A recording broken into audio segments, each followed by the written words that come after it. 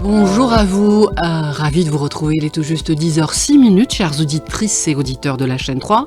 Nous sommes le mercredi 17 septembre 2025, j'espère que vous avez passé un bel été. Enfin, du moins, vous avez dû peut-être essayer de passer un bel été avec l'état du monde. Des fois, on n'a pas le cœur, mais bon, il faut continuer, saha ou lahna, et entouré de ses enfants.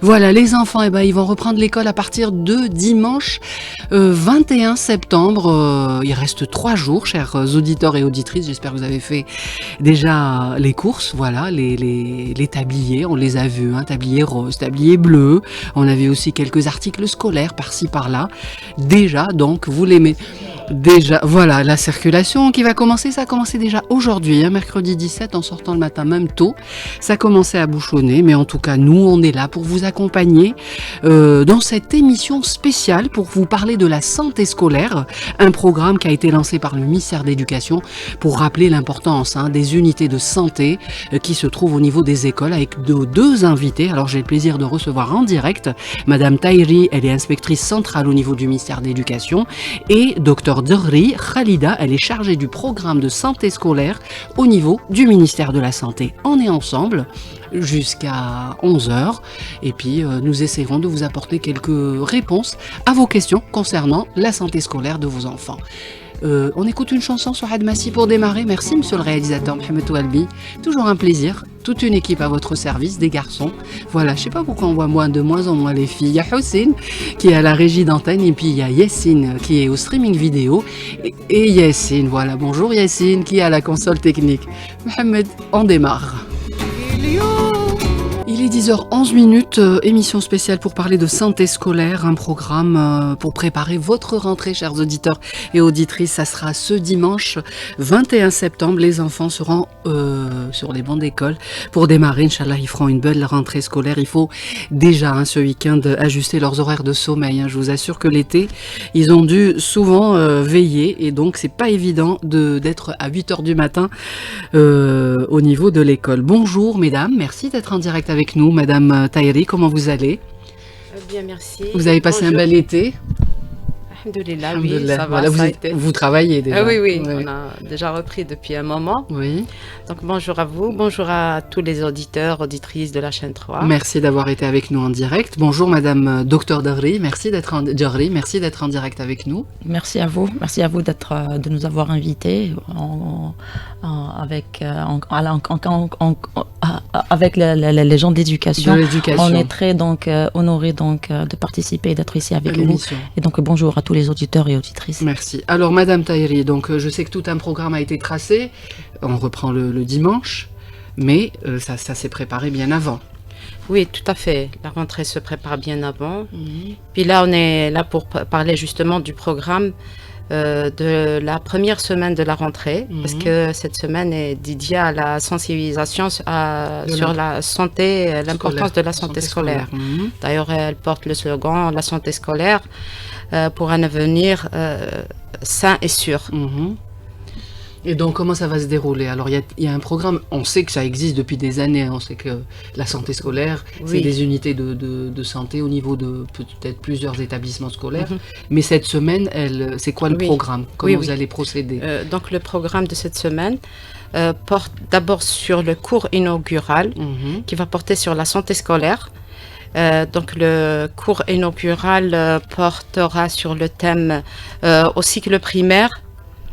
Il portera sur le thème les comportements sains et l'équilibre alimentaire. Et pour le cycle moyen et secondaire, il portera sur le thème la santé physique, psychologique et mentale et l'impact sur le rendement et la réussite scolaire. D'accord, mais de quelle manière? Alors comment ça va se faire? Vous allez faire des cours de sensibilisation, vous allez leur en parler Est-ce qu'il y a des enseignants qui seront dédiés à ces... Oui, alors pendant la première heure du premier jour de la rentrée justement, sera dédiée à ce cours-là inaugural. Dans tous les établissements au niveau national, il sera dédié. Alors des cours ont déjà été prévus à cet effet. C'est des cours interactifs où les élèves vont être sensibilisés, ils vont interagir concernant... Donc j'ai déjà mentionné les thèmes, mais après, ça ne s'arrête pas au cours inaugural parce que pendant toute la semaine de sensibilisation, enseignants, il y a d'autres activités prévues. Donc, il y a des ateliers, il y a des conférences avec des intervenants du secteur de la santé pour sensibiliser justement et pour qu'il y ait une prise de conscience sur l'importance de la santé scolaire. Alors, est-ce qu'on peut définir, docteur Derlé, qu'est-ce que c'est la santé scolaire pour nos auditeurs? Alors justement, donc nous on aimerait d'abord donc saluer l'initiative du ministère de la Santé, donc qui a donc choisi pour cette rentrée scolaire donc d'organiser cette semaine donc de sensibilisation dédiée à la santé scolaire, sachant que, comme vous l'avez dit tout à l'heure, que la santé scolaire donc elle existe donc depuis bien longtemps, donc à travers donc elle agit donc et elle active donc massivement au niveau des établissements scolaires, donc à travers donc comme vous l'avez mentionné, donc les UDS, donc les unités de dépistage et de suivi, donc tout cela en fonction d'un programme donc établi, donc le programme c'est le programme national de santé scolaire, donc qui contient donc plusieurs activités dans le dépistage, dans la sensibilisation, l'éducation à la santé, et en premier lieu, et ce qui est donc déjà débuté et lancé donc pour préparer justement cette rentrée scolaire, 2025-2026, c'est justement le contrôle de la salubrité et de l'hygiène des établissements. Oui, ça a commencé déjà. Ça a déjà commencé justement, donc pour préparer donc le milieu et l'environnement favorable justement pour les. Et ça va de soi. On ne peut pas parler de santé scolaire sans que l'environnement soit adéquat. Bien sûr, bien sûr. Alors là, les thèmes qui vont être abordés, Madame Tahiri, vous venez de nous évoquer donc la santé mentale, l'alimentation. Donc pour le primaire, ça dépend de l'âge et du cycle. Donc mais juste pour nous rappeler quels sont les trois éléments. Donc pour le primaire, ça va être les comportements sains et l'équilibre alimentaire. Il s'agit de faire comprendre aux élèves les comportements sains et d'adopter des habitudes alimentaires saines. Donc, ça, c'est pour le primaire. Ça, c'est pour le primaire. Je me tourne vers le docteur. Alors, c'est elle qui va, docteur Derlé, nous expliquer qu'est-ce que c'est les comportements. Donc, on a une petite idée. Les enfants mangent de moins en moins bien, ne s'attablent pas, des fois ratent leur petit déjeuner. Justement, ça fait partie aussi de la santé. Et ça commence par là. Déjà, lorsqu'on remarque déjà donc les enfants donc ils ratent justement leur petit déjeuner, donc ils ont leur argent de poche, ils se dirigent justement à la première épicerie qui est juste à côté de l'école. Voilà, donc ils achètent donc des produits qui sont pas forcément sains et qui sont surtout pas sains. On confirme ça. De plus en plus, on sait que ils mangent très très mal. Voilà. Donc là, il faut agir. D'accord. Donc à travers donc les journées donc de sensibilisation, donc comme vient le dire Madame, donc ça sera des petites doses comme ça. Donc alors comment on va expliquer, comment on va leur dire? Vous êtes médecin, ils seront en classe avec les élèves. Est-ce que c'est avec des exemples, leur dire qu'une bouteille d'eau est plus intéressante qu'une boîte de jus? Est-ce qu'on a une petite idée du contenu? Justement, vous savez que peut-être que le message, lorsqu'il est passé, il est fait passer par un médecin, peut-être qu'il aura plus de valeur. C'est-à-dire même vous, autant que maman peut-être, vous transmettez le message à votre enfant, vous lui dites il faut pas éviter de manger ça, éviter de prendre ça, il va pas être à l'écoute, voilà. Mais lorsque l'enfant il voit toute cette mobilisation et tout cet engouement et de la part donc des professeurs, de la part donc des médecins de santé scolaire donc qui viennent vers lui, qui s'adressent à lui et qui lui montrent donc que voilà, il faut choisir tel ou tel aliment parce que ça c'est bon pour ta santé, parce que ça va agir sur ta performance scolaire, parce que ça va t'éviter de tomber malade, il va être réceptif. Donc et dans on le espère primaire, justement, on espère ce qu'on attend justement de cette campagne de sensibilisation et à travers aussi les actions de la santé scolaire, à travers le programme national de santé scolaire, on attend un changement de comportement. Et pour arriver à ce changement de comportement, je vous dis c'est un long chemin. C'est un long chemin. C'est pas juste à la rentrée. C'est un long chemin justement, et c'est le travail de tous. Oui, c'est pas que les médecins. C'est pas uniquement les médecins, et ça se résume pas uniquement à cette semaine. Donc ça se fait, c'est un travail donc on continue et de la part de tout le monde. De longue haleine. Ça, mais comme c'est une semaine dédiée, alors c'est la rentrée. On rappelle, donc vous avez dit, Madame Tahiri, pour le primaire, c'est les comportements alimentaires, c'est aussi bien bien dormir. On a parlé aussi du problème du sommeil. Oui, je voudrais aussi ajouter par rapport à ce que le docteur a mentionné, il y a des fiches techniques qui sont déjà préparées au niveau de notre secteur de l'éducation. Donc, il y a des activités préparées dans ce sens aux élèves du primaire. Par exemple, on leur présente un menu qui est healthy, qui est bon, et un autre est demandé à l'élève et l'impliquer. Qu'est-ce qu'il va choisir, pourquoi, et après parce que il est important qu'il y ait une prise de conscience pour qu'un élève puisse adopter un autre comportement alimentaire plus sain. Et aussi, il y a aussi l'alimentation est liée toujours avec l'hygiène physique et aussi l'hygiène bucco-dentaire. Donc, il y a des ateliers aussi prévus à cet effet où on va rappeler l'importance et brossage des dents, la façon de le faire. Donc, c'est là où les médecins, justement, et le secteur de la santé vont intervenir pour montrer la meilleure façon de le faire et tout. Donc, il y a vraiment une sensibilisation, il y a vraiment pour qu'on puisse justement, comme l'a dit le docteur, changer les comportements. Les comportements, c'est vrai que c'est pas d'un premier jour de rentrée scolaire. Mais c'est déjà une très bonne approche et puis une bonne semaine de sensibilisation. Mais bien sûr, le travail continuera toujours. Ça veut dire toute la semaine, pendant cette rentrée scolaire de 2025-26, les élèves auront des séances de sensibilisation concernant leur corps, leur état d'esprit, leur façon de manger. Pour le primaire, on a dit que c'était ça. Je vous pose une question, docteur Doré. Donc, on rappelle, alors je sais que vous êtes donc chargé du programme de la santé scolaire au ministère de la Santé. Donc, les unités d'UDS, il y a un médecin généraliste, dentiste, ophtalmo. Enfin, on doit détecter tous ces problèmes qui peuvent accompagner les élèves. Oui. Alors, pour les UDS, donc normalement, donc l'Algérie, donc il y a à peu près 2093 UDS, donc unités de à l'échelle nationale. À l'échelle nationale. Donc, je vais pas vous mentir, je vais vous dire la vérité. Donc je vous dis ce qu'il en est, c'est pas suffisant. Bien sûr. C'est pas suffisant. Donc on pour peut pas arriver. On a une petite idée pour le nombre d'élèves scolarisés. 12 millions. 12 millions, 12 millions justement. Et l'école gratuite, rappelez. Exactement. 12 millions. Exactement. C'est-à-dire pour couvrir et pouvoir donc arriver à tout le monde, c'est pas possible. Malgré les efforts donc qu'on peut pas nier. Justement, on est arrivé justement à une couverture de 93%.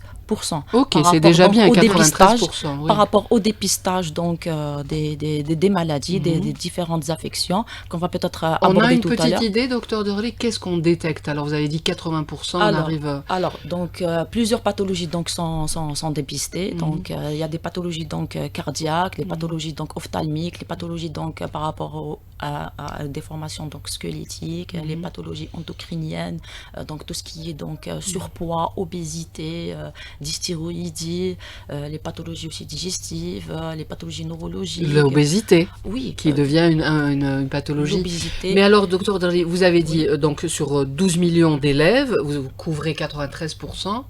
Est-ce qu'on peut dire, expliquer l'organisation? Parce que c'est vrai que dans chaque commune, 2 ou 3 écoles sont dotées d'UDS, d'unités de santé, mais il y a un programme, ça s'organise tout le long de l'année. Oui, est-ce qu'on peut parler de ça? Bien sûr. Alors pour le programme donc de santé scolaire donc au niveau des UDS, donc il y a des programmes donc qui s'articulent donc sur plusieurs axes. Donc un axe, le premier axe, donc c'est le premier et le plus important, donc c'est beaucoup plus la vaccination. Donc la vaccination. Ça c'est au début de l'année scolaire, docteur? Oui, c'est-à-dire donc pour que vous soyez au courant, donc le ministère donc il adresse chaque début d'année, à chaque rentrée, donc une note pour les UDS, donc et pour les DSP à travers donc les directeurs de santé publique, donc adressés donc aux UDS pour justement la mise en route de la feuille de route et du programme donc des activités au cours de l'année. Et donc à travers donc ces activités, donc ils pourront donc effectuer donc les opérations donc de vaccination, les opérations donc d'isolation sanitaire, et comme je l'ai mentionné tout à l'heure, donc ils vont débuter donc par le contrôle d'hygiène et de salubrité donc des établissements scolaires, des cantines et des internats. D'accord. Voilà. Mais ça commence comment? Je veux dire, ils rentrent les élèves le 21 septembre. Oui. Comment se déroule le programme du contrôle des UDS? Je veux dire, c'est une fois par trimestre, c'est comment vous organisez? C'est au niveau de... C'est le directeur de l'établissement qui décide. Exactement, c'est en coordination donc avec les directeurs d'établissement et avec les autorités locales. Donc ils se déplacent. Il y a les médecins donc des UDS et en collaboration aussi avec donc les CEMEP, donc les les centres d'épidémio et les services d'épidémiologie et de médecine préventive. Donc c'est eux donc qui se déplacent donc au niveau des établissements pour pouvoir faire donc les contrôles. Donc les contrôles donc ils se font généralement. Ils s'arrêtent pas justement. Donc normalement ça se fait justement au début, comme je vous l'ai dit tout à l'heure, donc pour préparer justement la rentrée. Et en cas donc on va dire de problèmes et tout, donc ils vont se déplacer aussi s'il y a une enquête à faire ou bien. D'accord. Il y a l'importance aussi du lavage des mains. Est-ce que c'est au programme, bien sûr. docteur? Oui, on le sait que souvent ils oublient. Oui, et ça, c'est enfin, on insiste. En espérant qu'il y ait de l'eau dans les robinets des écoles. Voilà, c'est souvent ça le problème. Oui, ça fait partie justement de l'hygiène personnelle. Oui, j'ai mentionné. On a parlé du primaire. Oui, maintenant pour le secondaire aussi, c'est d'autres besoins. Donc on va de quoi on va leur parler le jour de leur rentrée scolaire, les jeunes ados. De leur santé physique d'abord, des méfaits du tabac, du psychologique et mental, et leur impact sur le rendement et la réussite scolaire. Donc il s'agit de le faire comprendre d'abord l'importance de leur santé physique, psychologique et mentale, de leurs habitudes aussi alimentaires, mais pas que. Il faut aussi aller dans la prévention. Dans la prévention à la dépendance aux écrans, à l'addiction au tabagisme, aux substances stimulantes, aux différentes drogues. Donc plusieurs ateliers sont prévus à cet effet. Qui vont parler de ça justement, de toutes ces addictions et leur impact sur... Avec des psychologues, des addictologues, comment ça va se passer? Oui, certainement, oui. Il y aura des psychologues aussi qui vont intervenir, des spécialistes qui vont être là. Il y aura des conférences, parce qu'au niveau du secondaire, il y aura des conférences auxquelles vont assister les élèves, poser les questions et avoir des orientations qu'il faut bien sûr respecter. Rappelez-nous, la campagne s'intitule comment, Madame Tahiri? Donc, la santé scolaire. Oui, la santé scolaire pour un avenir sain et sûr. Alors, un avenir sain pour une santé scolaire, quand on parle au niveau du collège, docteur Darly, c'est d'autres méthodes. On ne va pas venir leur parler de leur alimentation. On va parler d'autre chose. Alors, est-ce qu'on peut spécifier ou discuter sur cette tranche d'âge et lycée aussi? Alors, pour le cycle moyen, peut-être que je devrais un petit peu revenir en arrière pour ajouter donc pour le programme. Donc, le programme donc il va s'articuler donc par des cours. Il y aura des cours donc à présenter donc aux élèves, donc des 3 cycles, des 3 paliers.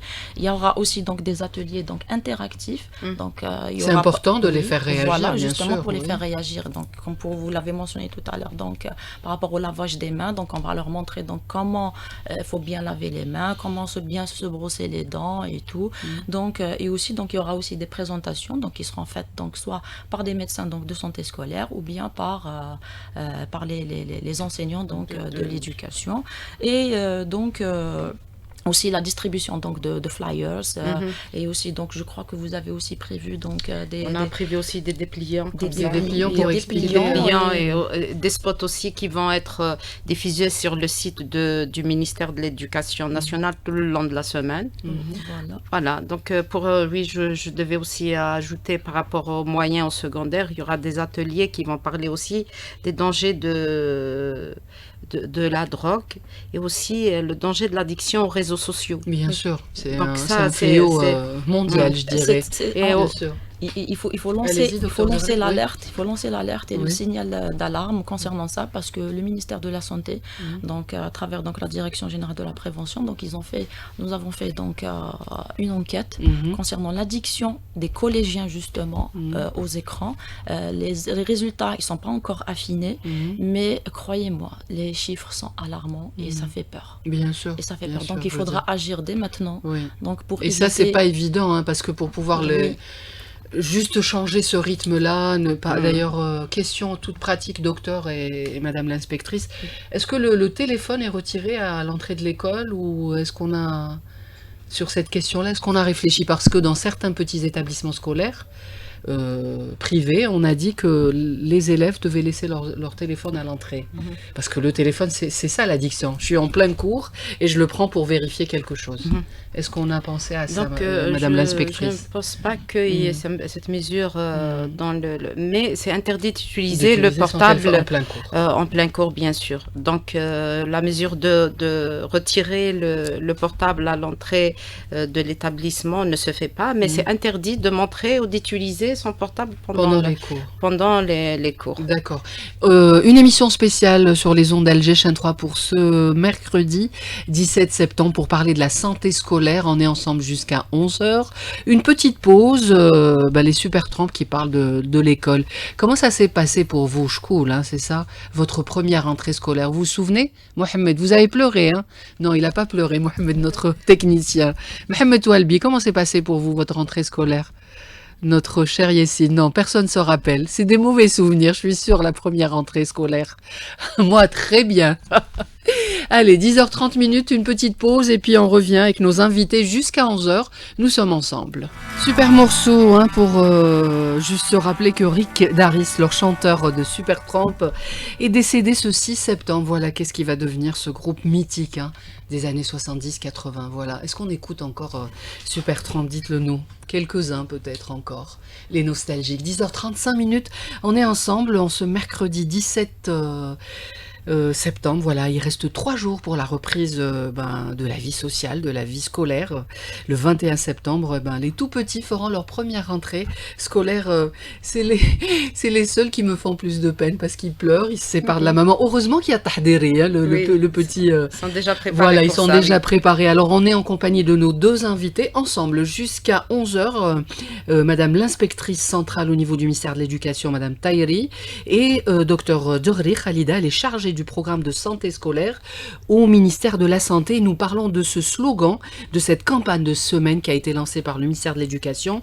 Santé scolaire pour un avenir sain et sûr. C'est important de leur faire démarrer. Donc on était en train de parler, docteur Derly, de cette importance donc de les sensibiliser à bien se nourrir, à bien dormir.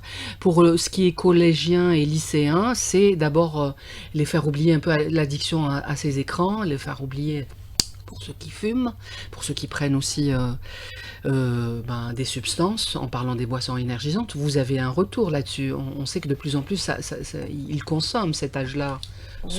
Oui, malheureusement, justement, il y a un constat donc, de la consommation donc abusive plutôt, donc de ce genre de boissons, mais on n'a pas de retour ni d'études vraiment. Mais on sait que c'est pas bon pour la santé. Voilà, pour la santé, justement. Ouais. C'est-à-dire soit ces boissons énergisantes, soit les boissons gazeuses. Les deux, donc. C'est pas bon. Surtout le matin, vous imaginez. Surtout le matin, exactement. Vous imaginez, c'est-à-dire retrouver des écoliers de bon matin avec un paquet de chips et une canette de jus ou bien de boissons gazeuses, c'est pas. Bien sûr, c'est pas sain.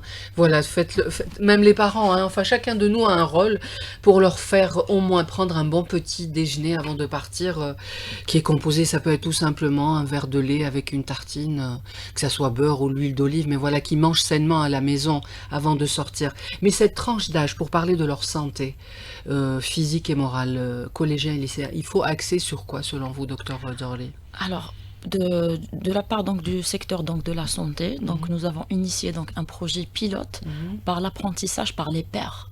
C'est-à-dire que c'est les enfants donc, qui vont être initiés bien sûr à l'avance et entraînés, donc qui vont essayer de transmettre le message aux autres enfants. Et là, ça donne de bons résultats. Et là, c'est à travers, donc, ça se concrétise, à travers donc, les clubs de santé. Donc, c'est un projet pilote donc, qui a touché 9 wilayas. Et on va essayer donc de le redynamiser parce que ça existe déjà. C'est quoi oui. En tant qu'inspectrice, Madame Tahiri, les clubs de santé, c'est quoi leur rôle? Vous m'avez dit, ils sont au nombre de... Oui, il y en a près de 12 000 clubs de santé dans les établissements scolaires. Les 3 paliers. Les 3 paliers, c'est quoi leur rôle? Oui, leur rôle, c'est justement la sensibilisation. Ils organisent des campagnes de sensibilisation à chaque fois, qui est un thème qui est en relation avec la santé scolaire. Et ils sont animés par des élèves. Des apprenants aussi, oui.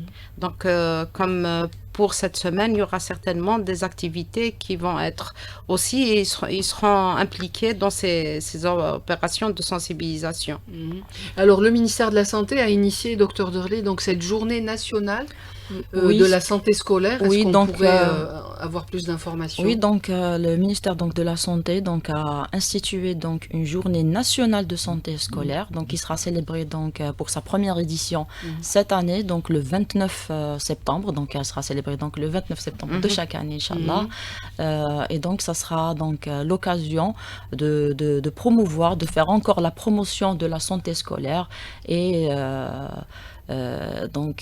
ça va mettre l'accent et la lumière donc sur l'intérêt et l'importance de la santé scolaire donc pour l'avenir des enfants et l'avenir donc des futurs adultes. En tout cas, on rappelle, la santé scolaire, c'est l'amélioration de la santé, du bien-être des élèves, meilleure performance scolaire, réduction de l'absentéisme, ça aussi vous dit travailler, et surtout promotion d'habitudes de vie saine à long terme. C'est ces 4 piliers dont il faut travailler. Alors, on pourrait peut-être revenir sur le rôle des psychologues au niveau des établissements scolaires. Alors, pour les psychologues, donc, ils ont donc leur rôle donc, on va dire dans la promotion et donc dans la promotion de la santé mentale donc des enfants. Il faudra Comment ça se déroule? Alors, il y a dans chaque établissement scolaire, j'imagine. On peut pas. C'est-à-dire au niveau des UDS, il y a un psychologue. Oui. Mais il n'y a pas dans chaque UDS un psychologue. Mais en général, donc s'il y a un problème, donc il peut être orienté. Donc lorsqu'il passe donc au niveau donc chez le médecin de santé scolaire, si le médecin de santé scolaire donc il constate donc une anomalie, donc il peut l'orienter soit au niveau du psychologue donc il va se trouver donc au niveau de l'UDS ou bien au niveau d'un psychologue qui se trouve au niveau des établissements de santé publique. Est-ce qu'on a un retour, Dr Derley? Est-ce qu'ils sont sollicités? Est-ce qu'ils font beaucoup de consultations, les psychologues? Oui. Et est-ce qu'il y a des questions précises? Qu'est-ce qu'ils recherchent, ces collégiens ou lycéens? Je pense que c'est ces tranches d'âge-là qui sollicitent plus le rôle du psychologue scolaire. Oui, alors autant que pour la santé scolaire, donc on s'intéresse beaucoup plus aux états de stress pendant les examens. Donc c'est là où on voit la grande sollicitation des psychologues. Ça veut dire en dehors des dates des examens, est-ce qu'il n'y a pas par exemple un accompagnement pour un... Si l'accompagnement existe, mais comme je vous l'ai dit, c'est par rapport donc au manque d'effectifs, c'est-à-dire on ne pourra pas assurer la couverture de tous les établissements. Mais il faudra, bien sûr, mais il faudra souligner aussi le rôle joué par les enseignants et le staff et tout le staff des écoles et des établissements scolaires qui font un travail de prévention aussi, de sensibilisation tout le long de l'année, élèves, qui sont là et qui comprennent les besoins de chaque élève. Donc je pense qu'il y a un travail en aval avant le travail du secteur de la santé.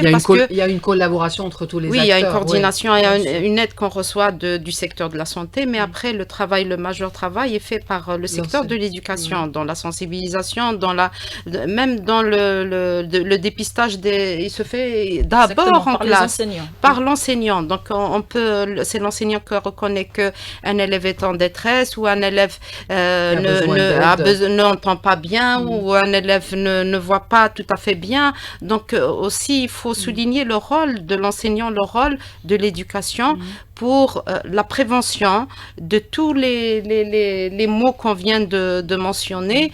Et après vient le support et l'assistance du secteur technique de la santé. En tout cas, vous travaillez ensemble. Oui, on parle main dans la main, mais le travail en aval est fait par le secteur de l'éducation et par les enseignants et tout le staff Est-ce que vous pouvez nous dire, Madame Tahiri, en tant qu'inspectrice centrale au niveau du ministère de l'Éducation, du nombre d'unités d'UDS installées à travers le territoire national? Vous avez une petite idée? Oui. Donc, implanté dans les établissements scolaires, il y a 1538. Et il y en a plus de 400 qui sont dans les EPSP dans le secteur de la santé. Donc après, ils travaillent au niveau des écoles. Ces écoles sont formées en forme de cluster, ça veut dire un groupe d'écoles. Ils sont pris en charge par une UDS, rattachés à une UDS, pour essayer de prendre en charge toutes les écoles et tous les établissements. Les 3 paliers. Les 3 paliers. Je parle des chiffres donnés, ce sont pour les 3 paliers. D'accord. Dites-moi, docteur Derley Khalida, comment se Comment se porte la santé de nos enfants? Est-ce qu'on a une petite idée? Alors, si vous voulez ça en chiffres, Oui. la santé de nos enfants, Oui. elle ne va pas bien. Ah Elle bon, ne hein? va pas Et bien. dans quoi? Donc, Où est-ce qu'ils donc, sont? la majorité donc, des maladies, donc des affections, si on parle de ça, la majorité des affections dépistées, c'est beaucoup plus la baisse de l'acuité visuelle. Vient ensuite, peut-être c'est le surpoids, Oui. le surpoids et L'obésité, l'obésité, donc oui. qui sont en recrudescence. Donc les chiffres, ils sont vraiment alarmants. Il y a Oui. une grande évolution par rapport, si on compare les chiffres d'il y a une vingtaine d'années, l'obésité, elle n'existait presque pas. Pas du tout, bien sûr. Pas du tout, Bien c'était sûr. pas un problème. Alors que là, Maintenant, le fast-food est présent à toutes les tables et dans toutes les familles, malheureusement. exactement, Ouais. exactement. La vie a exactement. changé, moderne, Exactement. on va dire. D'où vient justement la thématique De voilà, on rappelle. les habitudes alimentaires, l'équilibre alimentaire, et Ouais. pour prendre conscience de leur justement santé physique. Bien sûr, la santé physique. Justement, donc, c'est-à-dire l'objectif de ce genre de campagne, ou bien l'objectif aussi ultime de la santé scolaire, c'est de permettre à l'enfant de prendre conscience des dangers de la malnutrition, des mauvaises habitudes sur sa santé. Nous, l'objectif, c'est de prévenir justement la survenue des maladies à l'âge adulte, donc la prévention, donc elle commence Bien sûr, tout au jeune petit. âge. Oui, tout. Au jeune âge. Et là, le rôle crucial de la santé scolaire, c'est par rapport au fait que c'est une tranche de la population très importante. On parle de 12 millions d'élèves. C'est là où on doit travailler le plus, confondu. bien sûr, pour pouvoir avoir Justement, des adultes en bonne santé. C'est 25% de la 25%, population. oui. Et vous imaginez, si on réussit à transmettre le message à cet enfant, il faut voir aussi les répercussions. Au niveau de sa famille, Voilà. déjà, ça veut dire le petit, il commence à... Exactement, donc il va transmettre, même s'il voit, il constate des comportements qui sont pas sains, il va signaler la chose, il va dire non, stop, c'est pas comme ça, parce que le médecin il a dit, parce que c'est comme ça qu'il faut être, c'est comme ça qu'il faut faire. Est-ce qu'on leur parle de sommeil, docteur Zorli? Oui, Parce oui. qu'on le sait qu'il y a un réel problème. Oui. Est-ce qu'ils arrivent d'abord à se réveiller? Vous avez vu le matin? Exactement. Souvent, ils viennent à moitié endormis au Exactement. niveau des écoles. Oui. En tant qu'inspectrice, vous le remarquez ou pas? Oui, tout à fait. On remarque ça, mais après, je pense que c'est les premiers jours de la C'est le rentrée. rythme. Après, il y a un rythme qui s'installe et Ouais. tout. J'espère. Oui, oui. Oui, Non, je pense que Docteur mais Zorli. avec l'addiction aux écrans et tout, c'est pas Oui. évident. Normalement, le ministère de la Santé, donc, lorsqu'on a travaillé donc, en collaboration donc, avec le ministère de l'Éducation pour la préparation donc, de cette semaine, on leur a proposé quelques donc, consignes, justement, et quelques... donc. Est-ce qu'on peut rappeler, docteur Zorli, ces consignes-là pour nos auditeurs et auditrices qui sont à l'écoute, pour les parents qui pensent à leurs enfants 3 jours pour réguler déjà le sommeil? Comment ça va Alors, se passer? pour 3 jours déjà, alors pour leur dire interdit de prendre les tablettes ou les téléphones, ça vous n'allez pas y parvenir. Par contre, il faut essayer de rationaliser un petit peu l'usage de ces écrans, essayer d'éviter l'exposition donc à la lumière bleue, donc tout ce qui est donc écran, soit télé, soit tablette, soit téléphone, au moins 1 heure avant le coucher. Bien sûr. Et c'est ça. On sait qu'il n'y a pas de qualité de sommeil, pour rappeler juste un peu aux auditeurs. Justement, donc la qualité de sommeil, donc elle joue énormément parce que le sommeil, donc il doit être réparateur. Et si donc l'enfant ne jouit pas donc d'une bonne qualité de sommeil, d'un bon sommeil, donc ça va se répercuter automatiquement donc soit sur sa santé physique ou bien sur sa santé mentale et sur les performances scolaires. En tout cas, il y a tellement de travail pour se préparer à cette rentrée, je dirais, en tant et qu'inspectrice, Madame Tahiri. Oui, je pense aussi, je voulais souligner que la santé de nos élèves dépend essentiellement de 3 maillons forts. C'est lesquels? C'est la famille, l'école et le secteur de la santé. Donc, s'il y a un qui est défaillant, il y aura certainement un manquement, il y aura un impact sur la santé scolaire, sur la santé des élèves. D'où l'importance donc de cette semaine que vous lancez, on rappelle. Ça sera du dimanche jusqu'à jeudi. Absolument, toute la semaine. Donc, il y a le cours inaugural le premier jour, il y a des activités, des ateliers, des conférences tout le long de la semaine. Il y aura, comme j'ai dit, des spots qui vont être diffusés sur le site du ministère, il y aura des dépliants, il y aura peut-être bien, on parle du prêche du vendredi qui va être dédié justement à la santé scolaire.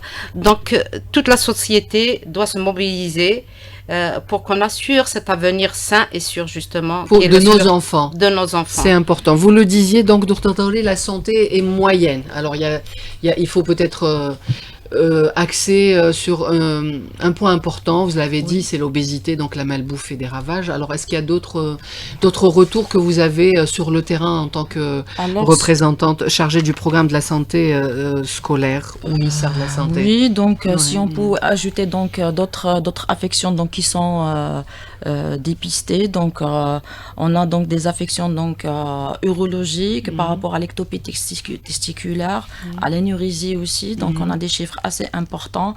Les yeux aussi, souvent, myopie, les yeux, oui, justement, on a ouais. dit que je l'ai mentionné donc en premier, donc c'est la baisse de l'acuité visuelle. Donc la baisse de l'acuité visuelle, donc on a recensé donc 214 000 cas. L'année passée, oui, 214 000 cas. D'après les chiffres donc, de l'année passée, donc 214 000 cas donc, de baisse d'acuité visuelle.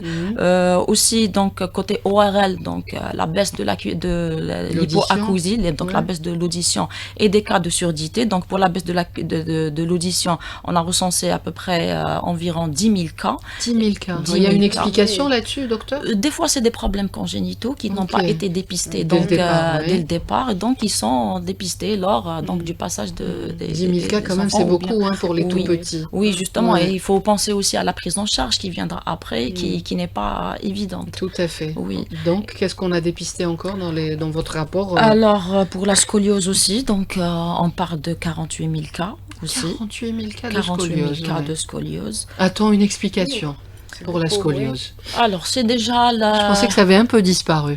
Non, ça disparaît pas, même c'est aussi pour les adultes aussi, ça existe. Donc, je pense que c'est par rapport aux mauvaises positions. Oui.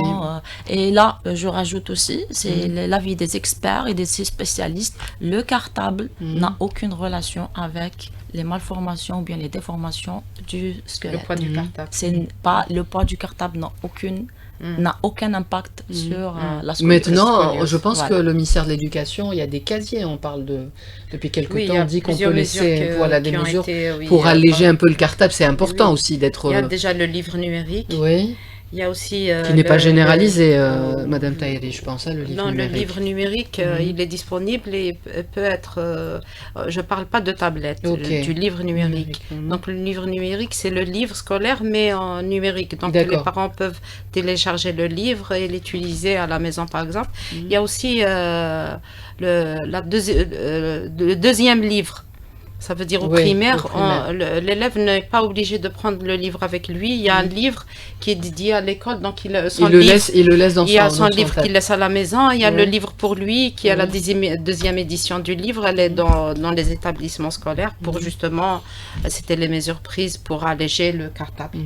Donc on a un petit retour encore de Dr Darly par exemple, par rapport à l'année passée du travail de la santé scolaire qui fait le terrain. Alors, je vais donc aborder le sujet donc très important qui est la vaccination, donc qui fait partie donc des rôles principaux donc de la santé scolaire, et donc elle touche donc le cycle, donc il y a des classes cibles, donc on touche donc la première année donc primaire, la première année moyenne et la première année lycée. Il y a aussi donc des campagnes aussi de rattrapage, donc concernant donc le BCG ou bien le diphtérie tétanos, et aussi donc les parents doivent toujours avoir le carnet vaccinal de leurs enfants vous le demandez d'ailleurs, au niveau de... Voilà. Oui. Donc à 10h52, émission spéciale, on rappelle le slogan du ministère de l'Éducation, santé scolaire pour un avenir sain et sûr. Ça c'est important de leur procurer, je veux dire, une bonne nourriture, le bon petit déjeuner, leur rappeler l'importance de bien dormir. Mais est-ce que vous avez des conseils, mesdames, à donner aux parents pour faire une bonne rentrée scolaire ce dimanche 21 septembre? Madame l'inspectrice, Madame Tahiri, inspectrice centrale. Je pense que les parents sont conscients déjà, ils sont déjà prêts aussi. On les voit se préparer déjà, tout est mis en place. C'est d'ailleurs ça remonte des fois. Ils sont même stressés, les parents plus que les élèves, parce que c'est toute une gestion. Soyez courageux, vous allez voir. Il faut juste les accompagner, et, probablement pendant la première quinzaine de jours, il y a une période d'adaptation, de changement de rythme et tout, mais après tout se remet en place et le démarrage se fera comme chaque année, Inch'Allah. Okay. Je voulais souligner tout à l'heure, ajouter aussi par rapport à ce que le docteur a mentionné, parce qu'il y a beaucoup de campagnes de sensibilisation au niveau du secteur de l'éducation, surtout au niveau du moyen du secondaire, qui sont concernés par ce fléau de la consommation de drogue, de stupéfiants, de drogue. C'est collège-lycée, bien sûr. Et oui, collège-lycée, et aussi de leur addiction au réseau. Bien sûr. Donc c'est ça perturbe vraiment, c'est pour ça qu'on a mis le point, c'est l'impact de ces addictions sur leur rendement scolaire et sur leur réussite scolaire. Déjà, parce que l'impact sur leur santé est clair et on va les sensibiliser. Mais après, il y aura aussi un impact sur leur rendement et sur leur réussite scolaire, ça veut dire sur leur avenir aussi. Donc voilà. Il faut beaucoup travailler sur cette question, je dirais que c'est même pas cette semaine que vous lancez, c'est tout le long de l'année scolaire. Je voulais mentionner que c'est un travail qu'on fait durant toute l'année. Il y a des campagnes de sensibilisation qui sont lancées, mais cette semaine-là est dédiée à ça justement pour beaucoup plus, parce que c'est une semaine de démarrage. On voulait démarrer sur ce slogan pour un avenir sain et sûr. C'est pas évident. Docteur Drri, un conseil en tant que chargé du programme de santé scolaire au ministère de la Santé? Alors, ce qu'on peut promulguer donc comme conseil, on peut donc demander aux parents d'être attentifs et d'être à l'écoute de leurs enfants. De ne pas leur crier dessus? Oui, d'essayer donc de leur transmettre le message donc de manière, on va dire, il ne faut pas leur imposer la chose, mais il faut essayer toujours de leur montrer les bénéfices qu'ils vont avoir en agissant de telle sorte. Voilà, donc mais pour un corps sain, pour une santé saine, docteur, qu'est-ce qu'il faudrait faire? Alors, il faudra donc bien manger, bien dormir et à faire de l'activité physique aussi. Voilà, c'est tout simple, hein, chers auditeurs et auditrices. Pour tout le monde. Voilà, c'est pour tout le monde, mais je dirais surtout nos enfants, 12 millions d'élèves qui vont prendre les bancs de l'école à partir de ce dimanche. Je vous souhaite une belle rentrée, même à vous les parents. On pense à vous très très fort. Je sais que c'est un moment important. Vous êtes en train de préparer les cartables, vous êtes en train de changer tout un programme. Les mamans qui travaillent, les papas qui travaillent pour la garde, pour la cantine, pour le midi. En tout cas, tout cela, j'espère qu'il se passera bien pour vos enfants, pour que vous fassiez une bonne rentrée scolaire. Ça sera ce dimanche 21 septembre. Même la chaîne 3, d'ailleurs, commencera à vous présenter ses programmes de la nouvelle grille 2025-2026. Merci à l'équipe qui m'a accompagnée. Merci à vous, mesdames. Madame Tahiri, je rappelle que vous êtes inspectrice centrale au niveau du ministère de l'Éducation. Docteur Drri Khalida, vous êtes chargée du programme de la santé scolaire au ministère de la Santé. Merci d'avoir été avec nous en direct dans cette émission spéciale. Il est 10h57 minutes. Je vous dis au revoir et puis à bientôt sur les ondes d'Alger chaîne 3. Même heure, même station, Yemnach.